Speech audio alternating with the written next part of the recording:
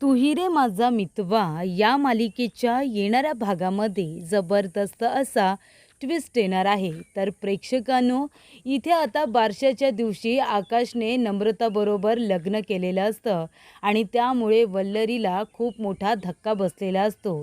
त्याचबरोबर प्रेक्षकांनो, घरी भेटायला आलेल्या सुप्रियाने वल्लरीला राज शिर्केंच्या घरी बघताच इथे आता सुप्रियाने वल्लरीचा गळा पकडलेला असतो आणि तिला आता खूप मोठा धडा शिकवलेला असतो. त्याचबरोबर प्रेक्षकांनो, इथे आता सुप्रियाने अर्णव आणि ईश्वरीला 20 वर्षांपूर्वीचा इतिहास सांगितलेला असतो. त्यामुळे प्रेक्षकांनो, सुप्रियाने वल्लरीला बघताच इथे आता रमाकांत काका आणि सात्विका यांचं आयुष्य उद्ध्वस्त करणारी, सुप्रियाचं आयुष्य उद्ध्वस्त करणारी दुसरी तिसरी कोणी नसून वल्लरी असल्याचं सुप्रियाने अर्णवला सांगितलेलं असतं. तर प्रेक्षकांनो, येणाऱ्या भागामध्ये कशा पद्धतीने या गोष्टी पुढे घडत जातात आपण सविस्तरपणे बघूया. प्रेक्षकांनो, इथे आता आकाशला लग्न करायचं असतं, ते सुद्धा नम्रताबरोबर. आता नम्रताची आणि त्याची एंगेजमेंट तर झाली आहे, पण नम्रता म्हणते आपण लग्न कधी करायचं, का नाही करायचं लग्न, आपलं प्रेम आहे, आपली एंगेजमेंट झाली आहे, मग आता आपण लग्न करायला नको का. तेव्हा आकाश म्हणत असतो घरी थोडे प्रॉब्लेम सुरू आहेत, आपण लग्न करू. ती म्हणते प्रॉब्लेम्स तर सगळ्यांच्याच घरामध्ये असतात, त्यासाठी लग्न थांबवायची काय गरज आहे. पण इथे आता अंजली सगळ्यांबरोबर तुचड्यासारखी वागते. इथे राकेशची आता स्मृती गेलेली आहे. घरामध्ये थोडेसे इथे आता वादविवाद सुरू आहेत. तेव्हा आजीचं म्हणणं काय आहे, हे सगळं थोडंसं निवळू दे, आपण तुझं लग्न धूमधडाक्यामध्ये करू, नम्रता बरोबरच करू, पण थोडासा वेळ दे, असं आजी म्हणत असते. पण वल्लरीचं तसं नाही आहे. वल्लरी तर म्हणत असते की लग्नाचा तू विचारच करू नको, आत्ता नाही, कधीच नको करू. त्या नम्रताबरोबर तर अजिबातच नको. तीच तुला भडकवत असेल ना, म्हणून तू लग्नाचा विषय सातत्याने काढतोयस ना. अरे घरामध्ये काय चाललं आहे आणि तुझं काय रे, गुडघ्याला बाशिंग बांधून तू तयारच बसलायस. तेव्हा इथे आकाश म्हणतो, मम्मा प्लीज, हे काय बोलतेस तू. अगं मी कधी गुडघ्याला बाशिंग बांधून तयार आहे, माझं प्रेम आहे हे मी वर्षाने सांगितलं नम्रताला, आणि आता आम्ही दोघेजणं लग्न करतोय, हे काय लपून करत नाही ना. तुम्हाला सगळ्यांना सांगितले ना, तुमच्या परवानगीनेच तर आमची एंगेजमेंट झाली. मग तरीसुद्धा घरामध्ये प्रॉब्लेम्स आहेत असं म्हणून आपण किती दिवस लग्न टाळणार आहोत सांगा बरं तुम्ही. मला तर असं वाटतं की आपण लग्न केलं तर कदाचित बिघडलेली नाती पुन्हा व्यवस्थित होतील. पण सुप्रिया ऐकायला तयार नसते. तेव्हा इथे मामा आकाशला समजावतात. ते म्हणतात की आकाश, मला माहिती आहे, एका बाजूला आम्ही घरातले, एका बाजूला ती मुलगी जिच्यावरती तू जीवापाड प्रेम करतोस, तिलासुद्धा लग्न करायचंच असेल ना. पण हे बघ, यापुढे ना तुला जे काही करायचं आहे, जे काही बोलायचं आहे ना, बेधडकपणे बोल. घाबरून दुसऱ्यांच्या मनाचा सातत्याने विचार करून काही करू नकोस, कळलं ना तुला. जे तुझ्या मनामध्ये असेल ना, बेधडकपणे बोलायचं आणि ते करायचं, असं आता मामा आपल्या मुलाला समजवतात. तेव्हा आकाशला बरं वाटतं. तर इथे आजी सगळ्यांना म्हणते की आता आपल्याला बाळाचं बारसं करायचं आहे. बाळाचं बारसं करायचं आहे असं म्हटल्यानंतर मामाला सगळ्यात जास्त आनंद होतो. तेव्हा आजीने काय सांगितलेलं असतं की आता सुप्रियाला बारशाचं आमंत्रण द्यायचं आहे आणि ते आमंत्रण वल्लरी तूच द्यायचं. तेव्हा प्रेक्षकांनो, इथे आता वल्लरी म्हणते की मी का देऊ, मी अजिबात त्यांना फोन वगैरे करणार नाही आहे. तेव्हा प्रेक्षकांनो, इथे आता आजी म्हणते का गं, त्या प्रत्येक वेळेला आल्यानंतर तुला विचारत असतात, पण तू मात्र दरवेळेला टाळाटाळ करतेस. कशासाठी तू टाळाटाळ करतेस, त्या या घराच्या विहीनबाई आहेत, त्यामुळे टाळाटाळ करून काही होणार नाही आहे, कळलं का तुला. तेव्हा तू फोन करायचा आणि तू त्यांना आमंत्रण द्यायचं म्हणजे द्यायचं बारशाचं. तेव्हा इथे मामा म्हणतात, वल्लरी कळलं तुला, तू विहीनबाईंना आमंत्रण द्यायचं आहेस. आणि तेव्हा प्रेक्षकांनो, आता वल्लरी काय करते, सुप्रियाला फोनच करत नाही. ती म्हणते की मी फोन केला होता, पण ती काही फोन करत नाही. पण प्रेक्षकांनो, इथे आता आकाश जेव्हा नम्रताला भेटतो ना, तेव्हा नम्रताला म्हणतो की मी लग्नाचा विषय घरामध्ये काढला होता. तेव्हा सगळेजण असंच म्हणतायत की घरातलं वातावरण सध्या चांगलं नाही आहे, आपण लग्न नंतर करूया. तेव्हा नम्रता म्हणते ठीक आहे आकाश सर, तुम्हाला जेव्हा करायचं लग्न तेव्हा करा, पण घरातलं वातावरण कधीतरी नीट होईल ना, की होणारच नाही आहे ते आता. आणि कदाचित आपण दोघांनी लग्न केलं तर सगळं काही नीटसुद्धा होईल. आपल्याच लग्नाच्या वेळेला इतक्या अडचणी का येत आहेत आकाश सर? खरं खरं सांगा, तुमच्या आईची इच्छा नाही आहे ना की आपण दोघांनी लग्न करावं? खरं खरं सांगा आकाश सर, म्हणूनच तुम्ही लग्नाला नकार देताय ना? सध्या तरी थांबावं लागेल, सध्या तरी लग्न आपण करायला नको, असं तुम्ही जे काही म्हणताय ते तुमच्या आईच्या सांगण्यावरून तर म्हणत नाही ना? खरं खरं बोला बरं. तेव्हा इथे आकाश म्हणतो, असं काही नाही आहे नम्रता, खरंच असं काही नाही आहे. नम्रता म्हणते, आकाश सर, जर तुमच्या आईने सांगितलं की नम्रताबरोबर लग्न करू नकोस, तर तुम्ही माझ्याबरोबर लग्न नाही करणार का? तेव्हा आकाश म्हणतो, असं का करेन मी? असं मी अजिबात करणार नाही आहे. तेव्हा नम्रता म्हणते, आकाश सर, खरंच सांगू, मला भीती वाटते. असं वाटतं की एवढं थांबावं लागतं आपल्याला. एंगेजमेंट झाल्यापासून आपण दोघेजणं लग्नाची वाट बघतोय. मला तर कधी कधी असं वाटतं आपलं लग्नच होतं आहे की नाही. आपलं लग्न नाही झालं तर मी तर मरूनच जाईन. आकाश म्हणतो, नम्रता प्लीज प्लीज असं काही बोलू नकोस. अगं असं काही नाही होणार आहे, आपलं लग्न नक्की होईल. ती म्हणते, कधी कधी होईल आपलं लग्न? मला तर वाटत नाही आहे, कारण ज्या पद्धतीने अडचणी येत आहेत ना, मोठी माणसंच आपल्या लग्नामध्ये जर इंटरेस्टेड नाही आहेत तर कसं होईल आपलं लग्न? तेव्हा प्रेक्षकांनो, तो म्हणत असतो की आपलं लग्न नक्की होईल, तू अजिबात काळजी करू नको, सगळं तुझ्या मनाप्रमाणे होईल, तू फक्त थोडेसे पेशन्स ठेव. आणि तेव्हा प्रेक्षकांनो, इथे आता नम्रता नाराज झालेली असते.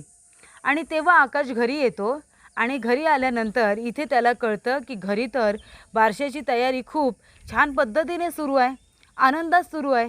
ताई खुश आहे, आजी खुश आहे, माझी मम्मा खुश आहे, सगळेजण खुश आहेत. बाळाचं बारसं करायचं आहे म्हणून सगळेजण आनंदात आहेत. तेव्हा आकाश म्हणतो, बाळाचं बारसं करायचं आहे तर सगळेजण आनंदी आहेत, मग आमच्या लग्नाच्याच वेळेला घरातलं वातावरण बिघडते असं काय येतं आहे समोर? ह्या गोष्टीला कोण जास्त खतपाणी घालतं आहे? तर इथे आकाशला कळतं की अंजली आणि मामी म्हणजे वल्लरी या दोघींचं असं म्हणणं आहे की सध्या तरी आकाशला कळत नाही आहे, ईश्वरी जशी आहे ना तशीच ती नम्रतासुद्धा असेल. या दोघीजणी काही घर टिकू देणार नाही. घर फोडायलाच आले त्या आपल्या. आधी आपलं घर किती छान होतं, हसतं खेळतं घर होतं आपलं. पण जेव्हापासून ही ईश्वरी आणि नम्रता या दोघीजणी आपल्या घरामध्ये आल्यात ना, घरातलं वातावरणच पूर्ण दूषित झालेलं आहे, दूषित. तेव्हा प्रेक्षकांनो, इथे आता आकाशच्या कानावरती हे शब्द पडलेले असतात आणि आकाशला कळतं की माझी मम्मा आणि अंजलीताई या दोघांना हे मान्य नाही आहे, म्हणून आमचं लग्न थांबवलं जाते. बाळाचं बारसं छान पद्धतीने करतायत, त्याच्याशी मला काही देणं घेणं नाही, मला काही प्रॉब्लेम नाही आहे, अडचण नाही आहे. पण जर आनंदाची गोष्ट घरामध्ये घडतेच आहे तर मग आमचं लग्न फक्त का घडत नाही आहे, ते का होत नाही आहे? आमच्या लग्नाशी या लोकांना काय प्रॉब्लेम आहे? आकाशने आता एक डिसिजन घेतलेला असतो की बाळाचं बारसं ज्या दिवशी होईल ना, तो आनंदाचाच दिवस असेल ना, सगळेजण आनंदी असतील, त्याच दिवशी मी आणि नम्रता आम्ही दोघेजणं लग्न करणार, असं इथे त्याने आता ठरवलेलं असतं. तो नम्रताला म्हणतो की नम्रता तयार राहा, आपण दोघेजणं मंदिरामध्ये लग्न करतोय. तेव्हा नम्रता म्हणते, आकाश सर, अहो पण असं कसं लग्न करायचं? तो म्हणतो, का नाही करायचं सांग ना, तुला माझ्याशी लग्न करायचं आहे ना? ती म्हणते की हो, मला तर लग्न करायचं आहे. तो म्हणतो की आपल्या लग्नाच्या वेळेलाच फक्त घरातलं वातावरण बिघडतं आहे, बाकी तर आता बाळाचं बारसं सगळेजण आनंदाने एकत्र येऊनच करतायत. मग आता तो आनंदाचा दिवस असणार आहे ना, मग त्या दिवशी आपण दोघांनी लग्न करायचं, तुझी काही हरकत तर नाही?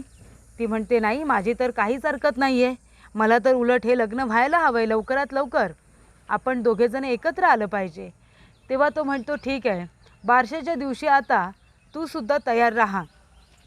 तेव्हा प्रेक्षकांनो, इथे आता बारशाचं आमंत्रण सुप्रियाला वल्लरीने दिलेलंच नसतं.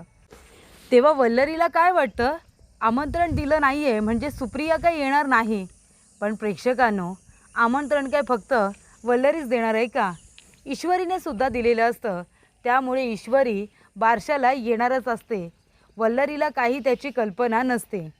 आणि मग प्रेक्षकांना काय होतं, बाळाचं ज्या दिवशी बारसं असतं ना, त्या दिवशी आकाश नम्रता दोघेजणं मंदिरामध्ये जातात. या सगळ्यामध्ये नम्रताने शुभूची आता मदत घेतलेली असते.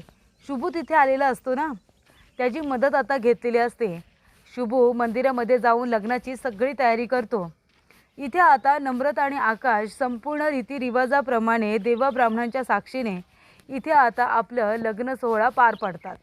गरीब लोकांना अन्नदान करतात आणि अशा पद्धतीने ते दोघेजण मंदिरामध्ये थाटामाटामध्ये लग्न करतात. दोघांचं लग्न आता व्यवस्थितरित्या पार पडलं जातं. आणि तेव्हा प्रेक्षकांनो इथे आता बारशासाठी लोक आलेले असतात आणि तेव्हाच आकाश नम्रताचा हात पकडून तिला आता दारापर्यंत घेऊन आलेला असतो. तेव्हा प्रेक्षकांनो नम्रता आकाश या दोघांना लग्नाच्या कपड्यांच्या वेशात बघून वल्लरीला खूप मोठा धक्का बसतो. ती आकाश नम्रताकडे बघतच बसते. ती म्हणते, आकाश हे सगळं काय आहे? आकाश म्हणतो की मम्मा हे सगळं खरं आहे. मी आणि नम्रता आम्ही दोघांनी लग्न केलं. आज आनंदाचा दिवस आहे ना. तुम्ही काय म्हणता दरवेळेला घरातलं वातावरण चांगलं नाही आहे. पण आज तर आनंदी वातावरण आहे ना, म्हणूनच तुम्ही बाळाचं बारसं करताय. मग आजच्या दिवशी आम्ही दोघांनी लग्नाचा निर्णय घेतला. मला नम्रताबरोबर लग्न करायचं आहे आणि मी तिच्याशीच लग्न करणार आणि ते मी केलं. तेव्हा प्रेक्षकांनो इथे आता सगळेजण शॉक झालेले असतात. तेव्हा वल्लरी आकाशच्या थोबाडीत येते आणि इथे नम्रताला घरातून बाहेर हाकलूनच देत असते. पण तेव्हा प्रेक्षकांनो अर्णव इथे आता मामीला थांबवतो आणि म्हणतो, मामी प्लीज थांब. त्याने त्याच्या आवडीच्या मुलीबरोबरच लग्न केले. जिच्याबरोबर त्याने एंगेजमेंट केले तिच्याबरोबरच लग्न केले ना. मग तू का त्याला आता घरातून हाकलून देतेस?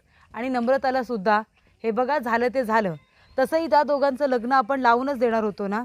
पण आकाश ही घाई कशासाठी? अरे आपण चांगलं लग्न लावून देणार होतो ना. आकाश म्हणतो, दादा कधी?